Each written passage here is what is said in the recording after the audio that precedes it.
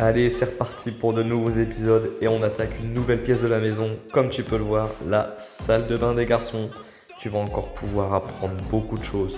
De la plomberie, des plafonds en plaques de plâtre, de la robinetterie intégrée dans des panneaux Vedi, des étanchéités sur les murs, des enduits au plafond. Enfin voilà, je vais encore essayer de t'apprendre beaucoup de choses, de te faire plein d'astuces pour que tu puisses toi-même réaliser tes travaux de salle de bain avec des choses que je ne t'ai pas encore montrées.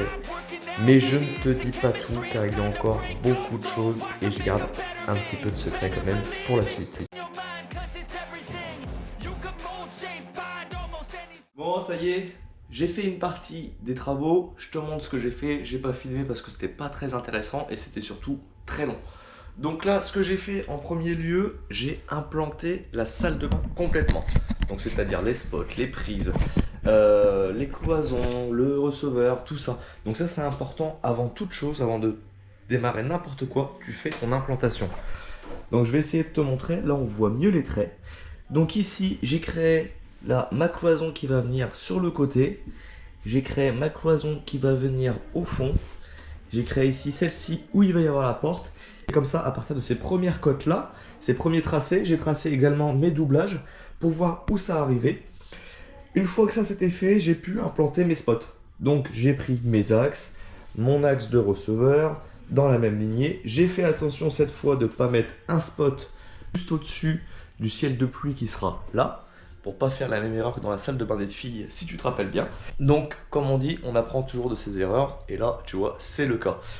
Ensuite, une fois que ça a été fait, j'ai remis proprement, du coup, mes gaines électriques qui étaient un peu farfouillons ici, forcément, hein, c'était dans le temps des rénaux. J'ai remis bien mes départs et retours de radiateurs plaqués contre le mur, et j'avais fait en attente ce que tu avais vu ici. J'ai également passé toute mon élec, mes prises, mes éclairages de miroir, interrupteurs, etc., etc. Donc maintenant que ça c'est fait, là on est une semaine après. J'ai pas pu plus avancer que ça, bon, ce qui m'a déjà pris une très grosse partie de la journée, hein, il faut le dire, parce qu'il me manquait un petit peu de matériel de plomberie, ce qui était évident. Donc ici, si tu as suivi, si tu te rappelles, j'ai mon arrivée d'eau froide qui alimentait cette salle de bain là et cette salle de bain là. Je l'avais remis ici sur le réseau de la salle de bain là et je l'avais repiqué sur le réseau de la salle de bain du dessus. Maintenant, je pourrais me faciliter la vie en faisant un truc tout bête. C'est-à-dire que je pourrais très bien repartir d'ici et venir réalimenter ma salle de bain, mes vasques et ma douche de là. Sauf que moi, je veux séparer les réseaux en haut. En fait, je veux pouvoir éteindre, je veux pouvoir arrêter l'eau d'une des deux salles de bain sans couper les deux complètement. Parce que là, forcément, ça part de ma nourrice qui est dans le garage tout au fond. Et si je coupe celui-ci, je coupe les deux salles de bain. Donc là, ce que je vais faire, ici, je suis en multicouche de 26. Donc j'ai racheté du multicouche, comme tu peux voir ici, en 26. Comme ça, je ramène un gros diamètre. Ça, je repars d'ici. Je retire ce réseau-là qui alimente la salle de bain du dessus. Je repars de là et je remonte tout en haut. Là, j'ai mon eau chaude qui vient sur mon autre ballon, en fait, ce qui me sert de ballon tampon en haut. Et de ce ballon-là, je vais tous les deux les ramener au-dessus.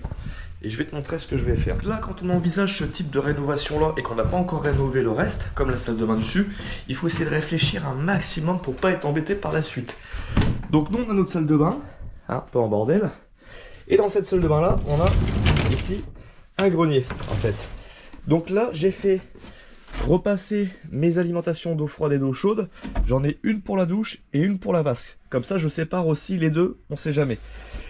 Ici, donc j'ai, comme tu vois d'en haut, je suis remis sur ce cuivre-là.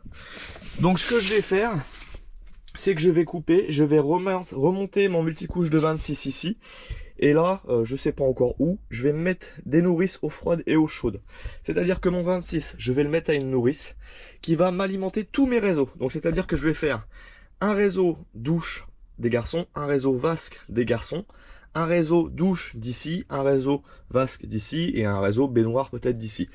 Pour l'instant, je vais juste avoir un réseau qui va venir se rebrancher sur l'ancien réseau que tu peux voir là, le réseau de la salle de bain actuelle. Ça sera du provisoire et au moment où je referai celle-ci, et je remettrai tout à neuf comme je fais dans toute la maison. Donc là, il faut que je pense à là où je vais le placer par rapport à l'aménagement de la future salle de bain. C'est pour ça qu'il faut essayer de réfléchir un maximum pour éviter de refaire par la suite. Bon, même si je venais à le refaire, ça serait pas très grave, mais on va essayer d'envisager où pourrait aller telle chose. Donc je pense que je vais venir mettre mes nourrices par là, et comme ça, de mes nourrices, j'aurai une vanne et je pourrais couper chaque chose comme je l'entends. C'est-à-dire je pourrais couper que la vasque ou que la douche des garçons. Et idem pour cette salle de bain là. On va faire ça sur l'eau froide et l'eau chaude. Et comme ça sera nickel. Donc comme tu as vu, j'utilise du multicouche isolé. Pour l'eau chaude c'est mieux, pour l'eau froide, écoute, ça permet de repérer les deux. Et puis comme on va être sur des murs qui sont là, ici non isolés, que je réisolerai peut-être par la suite, pour l'eau froide c'est toujours un petit plus quand même. Donc voilà l'étape d'aujourd'hui, au moins de la matinée, enfin même un peu plus je pense, ça va être de refaire du coup le circuit d'eau qui monte à l'étage. Donc il va falloir que je coupe la salle de bain ici. Tu vois, c'est ça qui est embêtant, c'est que du coup dès que je dois toucher à l'eau, je suis obligé de couper, quand je coupe cette salle de bain, je suis obligé de couper celle du dessus, ce qui est un peu embêtant pour tout le monde. Donc là comme ça au moins on va être nickel, je vais pouvoir faire ça tranquillement, je vais me réadapter avec ici un adaptateur en 26-26, tu vois, en multicouche. Je vais me remettre dessus et je vais amener mon nouveau multicouche de 26 en haut. Donc voilà, ça fait quand même pas mal d'informations, c'est sûr, mais au moins tu comprends vraiment comment je vais faire.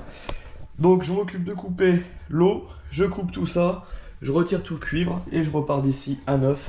Et là, on va être sur un truc qui va être au top. Donc c'est parti, je me lance dessus. Bon du coup ça y est, je suis donc dans le petit grenier, tu vois, qui est derrière la salle de bain. Et j'ai mis en place ma nourrice. Donc maintenant je vais t'expliquer comment fonctionne une nourrice. Donc j'ai pris des nourrices, moi je les prends avec les vannes intégrées. Comme ça on évite de rajouter une vanne, de rajouter un raccord et du coup de rajouter un risque de fuite. Donc j'en ai prévu 5 qui sera pour vasque garçon, douche parent, baignoire parent et vasque parent. Tu vois, comme ça j'ai prévu la totalité. S'il faut un jour, je pourrais venir ajouter une rallonge de nourrice ici. Tu vois, là j'ai mis un bouchon. Je l'ai déjà préparé avant de la monter. Donc en fait, elle est livrée comme ça. Tu choisis le nombre de nourrices que tu veux. Ensuite, tu reprends tes fixations en plus. Et tu viens assembler tout ensemble. Ici, j'ai une vanne quand même d'arrêt pour tout couper d'un coup. Au cas où, je préfère en rajouter quand même une, on sait jamais. Et ici, pareil. Donc là, je l'ai mis en place là, parce que moi dans l'avenir, ce que je voudrais, c'est venir mettre le chauffe-eau plat à côté, pour pouvoir caler ça dans cette petite partie de grenier. Mais ça, je t'expliquerai au moment venu où on fera la salle de bain du haut. Donc on va encore attendre encore 9 mois, voire peut-être 1 an, je pense. Donc vous aurez encore du contenu. Donc là, la partie là est prête. Ici, j'avais ramené toutes mes alimentations. Donc ici, alimentation douche. Là-bas, alimentation vasque. Je vais repasser tout ça proprement le long du mur. Et maintenant, j'aurai plus qu'à venir me raccorder. Donc comme tu vois, la fixation de la nourrice, elle te permet de décaler ta nourrice du bas de ta nourrice du haut. Enfin, vice versa. Comme ça te permet de faire passer tous tes tuyaux derrière sans que celui-ci te gêne. Donc là, c'est pré-monté provisoirement. Ce que je vais faire, c'est que je vais retirer cette partie-là pour pouvoir venir faire déjà tous mes branchements d'eau froide sans que ça me gêne. Je pourrais le faire avec, mais si tu veux, je risque de m'embêter plutôt qu'autre chose. Donc tant que c'est démontable, on retire ça. Ça sera mon eau chaude, je m'en occuperai par la suite. Et là, je vais déjà m'occuper de mon eau froide.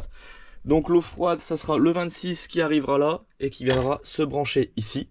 Là, je vais refaire la même chose pour l'eau chaude. Je vais avoir mon eau chaude qui arrive de l'autre côté. Donc ça, c'est mon eau chaude qui arrive de mon chauffe-eau thermodynamique, qui retourne jusqu'à mon chauffe-eau plat de l'autre côté pour éviter d'avoir une perte, parce que de là au thermodynamique on a au minimum 30 mètres. Donc pour éviter de perdre l'eau froide dans tout le long du tuyau, on a le chauffe-eau plat qui lui permet du coup de réchauffer un tout petit peu l'eau qui deviendrait froide. En coût d'énergie, j'ai fait les calculs, j'ai une application pour, et franchement c'est plutôt très intéressant. Je te montrerai, je t'en reparlerai un peu plus tard. Donc ça, maintenant, c'est en place. Je vais faire du coup mes branchements. Donc c'est parti, je coupe toutes mes arrivées d'eau. Je les branche.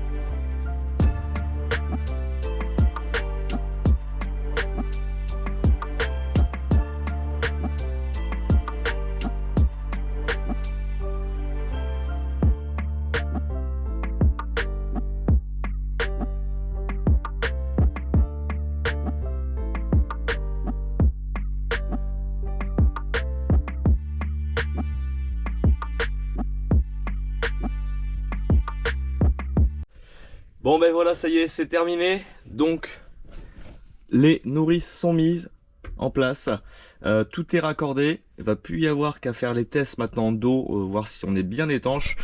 Pour ça, j'attends que Chérie rentre parce qu'elle est pas elle est en mode sport. Donc j'attends qu'elle rentre pour qu'elle m'ouvre l'eau et que moi je vérifie que tout va bien au niveau d'ici. Donc comme je t'ai dit, maintenant tout est séparé. Donc là j'ai l'eau chaude du chauffe-eau plat derrière qui arrive ici. L'arrivée d'eau froide est raccordée d'ici, elle a été reprise en bas. Elle est raccordée là. Et de là, eh ben, je redispatche, du coup comme je t'expliquais, à chaque endroit. Pareil pour l'eau chaude. Donc quand je fais comme ça, moi j'aime bien faire, c'est mettre en fait l'eau froide et l'eau chaude qui sont sur la même ligne, qui correspondent à la même chose. C'est quand même plus simple pour s'y retrouver. Plus tard, je ferai des petites étiquettes quand j'aurai fini toute cette partie-là. Mais tu vois, je sais qu'ici c'est ma vasque, ici c'est ma douche, et là c'est la salle de bain des parents. Donc tu vois, pour l'instant, hein, c'est pas trop mal. Il y aura juste tout ce foutoir avec tous les câbles là qui sont en attente, bah, du coup pour cet étage là. Donc ce n'est pas raccordé encore au tableau parce que bah, là on se sert encore de l'ancienne ligne pour cette partie ici. Donc une bonne chose de faite, maintenant je vais pouvoir travailler l'esprit tranquille. Cette salle de bain là pourra être remise en eau et il n'y aura plus besoin de la couper quand j'aurai quelque chose à faire dans la salle de bain du bas. Bon, maintenant, eh ben, je vais aller te montrer aussi ce que j'ai fait en bas. Donc comme tu as vu tout à l'heure, ici j'ai mis mon raccord, là on est bon, c'est juste un trait de marqueur, t'inquiète pas, c'est pas un vide, le tuyau est vraiment enfoncé jusqu'au bout. Ensuite j'ai mis mon feuillard, donc tu vois, pour tout venir mettre au mur, comme ça c'est pas du isolé, j'ai remis un petit isolant pour éviter que ce soit contre le mur, bah, de 1 pour le froid et puis pour pas qu'il vienne à se percer dans le temps. Donc là on est mis là, tout est collé contre le mur, comme ça ne m'embêtera pas pour la suite des travaux. J'aurai mes évacs à reprendre, mais pour ça j'attends de recevoir un peu de matériel pour calculer pile poil mes cotes. Idem pour le receveur. Et donc là, on va se lancer sur le plafond. Je vais commencer le faux plafond. Donc là, je vais rien te réexpliquer. Je te mets une vidéo là où je t'explique comment faire un plafond autoportant. Ça sert à rien que je te répète la même chose que j'ai fait dans l'autre salle de bain. Ça n'aurait pas d'utilité. Donc là, tu vois, j'ai mis mon laser en place, j'ai implanté. Je vais simplement t'expliquer pourquoi je descends à cette hauteur là. Donc là, en fait, tu vois, on descend à peu près de 20 cm. L'explication est toute simple. En fait, là, je vais arriver plafond fini juste en dessous, donc l'épaisseur de la plaque de plâtre en dessous le laser. Pourquoi? Bah, tout simplement pour éviter le petit décaissé ici. Tu vois, pour éviter de faire un petit décaissé de 5 cm, ça serait pas très joli. Donc je préfère autant venir finir ici, comme j'ai fait dans la chambre des garçons. Je trouve que c'est plus joli que d'avoir une petite bande. Je vais te montrer là. Tu vois, j'avais fini comme ça là-haut. Et en fait, c'est vraiment très bien. Donc là, c'est la même chose. Ça va aussi avoir une autre utilité. Parce que là, on va repartir sur des plaques toute hauteur encore dans la salle de bain, dans la douche. Et si tu veux, quand on a fait la salle de bain des filles, ça passait au centimètre près dans l'escalier. Parce que l'escalier est large, mais en termes de hauteur, là, avec l'arrondi, on n'avait pas grand-chose. Si tu t'en souviens bien, quand on a monté les plaques, on était en stress de les casser. Donc là, ici, c'est exactement la même chose. Si je veux pouvoir monter des plaques entières par les escaliers, il ne faut pas que je fasse un plafond trop haut. Si je commence à faire 2,50 m, je sais que je ne passerai pas dans les escaliers et je risque de casser ma plaque. Par les fenêtres, c'est très compliqué parce que c'est très très haut. Donc ça, c'est une solution en fait qui va m'arranger un peu dans tous les sens. Ici, donc je vais faire mon faux plafond. Mon faux plafond, je vais l'amener au moins jusqu'à ma cloison de salle de bain. Là, et je ne sais pas si je le ferai continuer plus tard parce que le palier, pour l'instant, on va le laisser en stand-by. Parce que je ferai tout ce qui est palier et cage d'escalier tout à la fin de la rénovation de la maison. Parce qu'on va avoir quand même beaucoup de matériel à remonter, etc. Donc ça sert à rien d'essayer de faire les choses bien et propres et de tout abîmer en remontant le matériel. Donc là, ici, on s'arrête là pour l'instant. Et je ferai peut-être un décaissé comme ça. Et le jour où on refera le palier, peut-être que je réenduirai simplement ce plafond, histoire de ne pas redescendre ici et de faire un gros décroché qui serait peut-être pas joli. Donc autant faire le décroché ici, dans le même sens que la cloison de douche, ça sera peut-être plus joli et ça fera esprit un peu palier avec un spot à cet endroit-là. Donc là, je vais me lancer sur le faux plafond. C'est tout simple, la raille. Donc avec du M48 en double montant à coller, c'est-à-dire qu'on met deux montants à chaque fois. On a le droit à aller jusqu'à 2,35 m de portée. Là, on a 1,90 m, donc on est large. Sachant que moi, comme je vais mettre mes plaques comme ça, dans le même sens que mes montants, il faut que tu entraxes tes montants de 40 et non de 60 pour éviter que tes plaques, tous les 60, elles viennent bomber comme ça. Donc voilà, astuce importante, là je te le redis. Et maintenant tu sais comment je vais faire, donc il n'y a plus qu'à, je me lance là-dessus.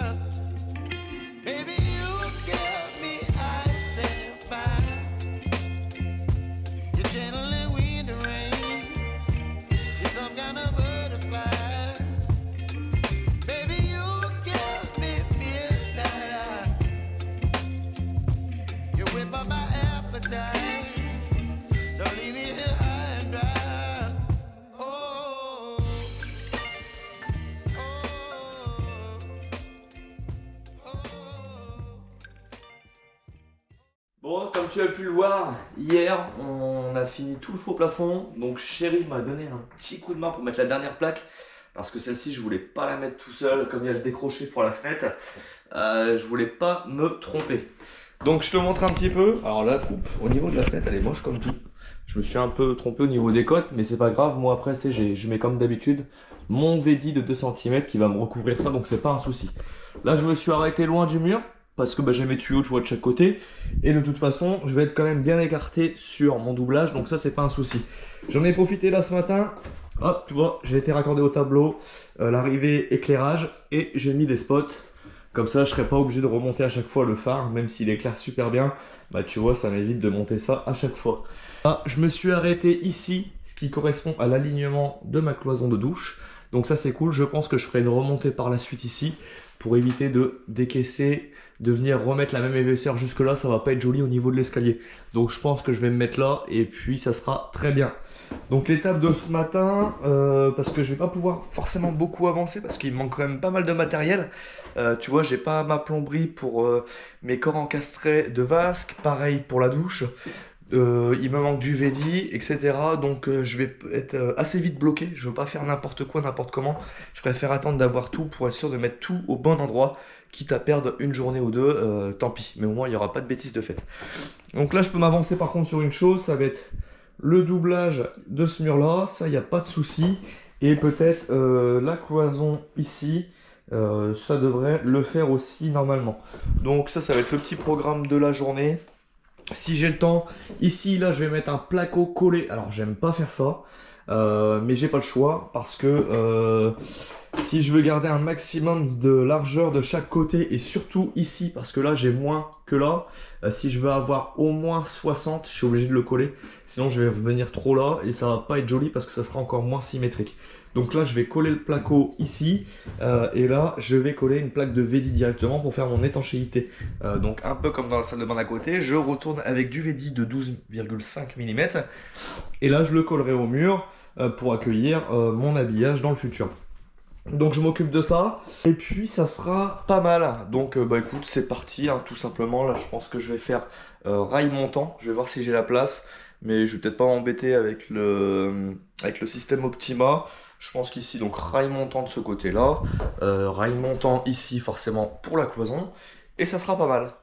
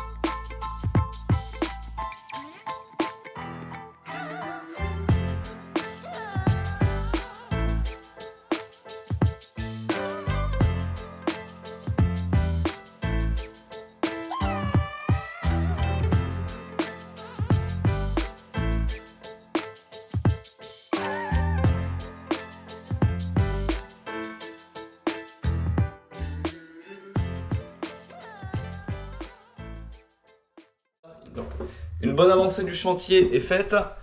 Donc le doublage, comme je te parlais tout à l'heure ici. Là le but ça va être passage de porte. Et la cloison elle va venir finir juste ici. Tu vois, comme ça on sera propre, on sera dans le même alignement. Volontairement, je ne vais pas faire le dessus de porte comme je t'ai expliqué pour pouvoir rentrer du coup mes plaques plus facilement dans la douche. Donc là on arrive à se rendre compte un petit peu de la taille de la douche. Elle va faire 90 par 165. Donc je peux te dire que les enfants, ils vont avoir quand même pas mal de place pour se laver et ça va être super agréable pour eux. Donc là je vais avoir un peu d'isolant à mettre. Je ne fais pas l'intérieur parce que je n'ai pas le VD. Et là maintenant je vais commencer à m'attaquer à ce mur là. Donc je vais pas pouvoir faire grand chose. Je vais faire que la partie plaque de plâtre qui va être ici. Et là il va y avoir la partie VD que je collerai certainement à la colle à carrelage. Mais quand je les aurai. Donc là je vais préparer. Et pour préparer le support, on fait pas n'importe comment. On va pas acheter directement du plâtre dessus. Parce que tu peux être quasiment certain que dans le temps ça tiendra pas. Donc c'est comme tout, une bonne préparation. Et là, ce qu'on va faire, on va utiliser le Prima universel de chez VPI. Tu sais, c'est celui que je me sers pour le ragage et la colle à carrelage. Et bien là, pour le map, ça sera exactement la même chose. Donc je vais en mettre partout sur mon mur. Comme ça, quand je vais faire mes plots de map, et ben je sais qu'ils auront une bonne accroche grâce au primaire. Donc je me lance là-dessus. C'est parti, pose du primaire et après on colle les plaques de plâtre.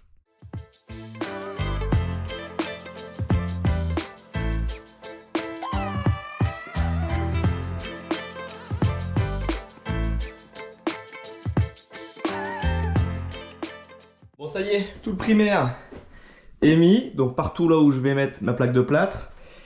J'ai fait mon map, donc j'en fais des bonnes gâchées quand c'est comme ça parce que ça en bouffe quand même beaucoup. Alors moi je le fais pas trop dur, pas trop liquide, pour qu'on puisse quand même le travailler et régler l'aplomb, le niveau, l'épaisseur, etc.